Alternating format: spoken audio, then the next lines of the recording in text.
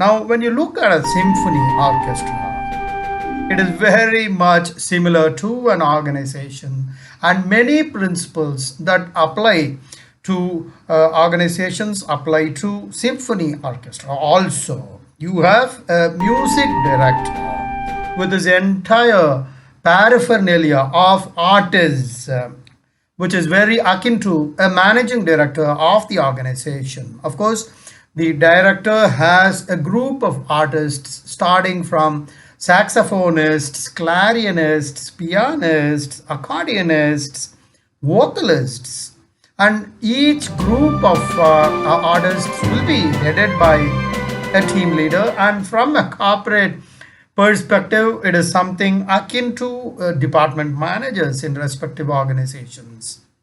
And you also have many sections, like you have a percussion section, string section, a wind instrument section, and you have various, like you have departments within a corporate organization headed by department managers. And just as you have a job description in corporate companies, each of these artists have their own notations and key. And everyone in the symphony need to follow these keys. They have their own scales, their own rhythm, and the tempo is always maintained by the conductor of the symphony, very much like leaders in the organization, like your department manager, divisional manager, etc., etc. And like we discussed, you have job descriptions, they have notations. And these notations are also similar to your process manuals like ISO 9001 manual or 14001. You have all these standard operating procedures, and each of the processes are laid out, and much in the same way you have those notations which each artist follow religiously.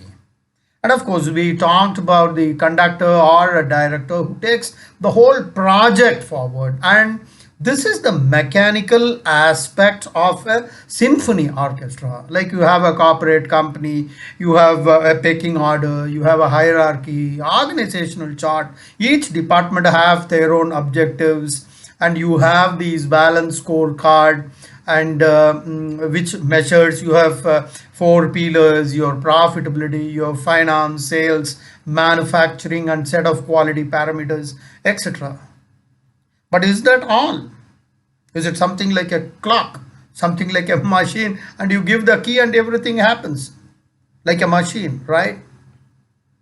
This is where a leader comes into play, and we are going to talk about the human element in the organization, which is supposed to be much more effective, much more stronger than processes.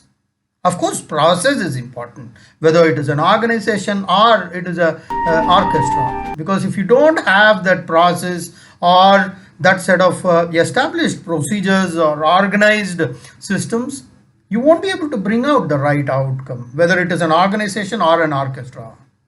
But much more than that, the chemistry between people is extremely important. We'll talk about the orchestra. The chemistry between all the artists is extremely paramount.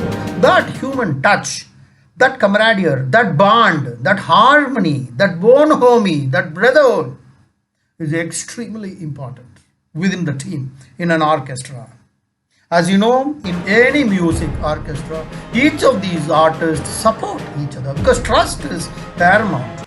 Mutual appreciation is extremely important, because once in a while somebody makes a mistake, but people don't point it out, people cover it up. It happens in orchestra many times, right? A string might break, or for example, when the saxophonist is playing, some buttons may not work.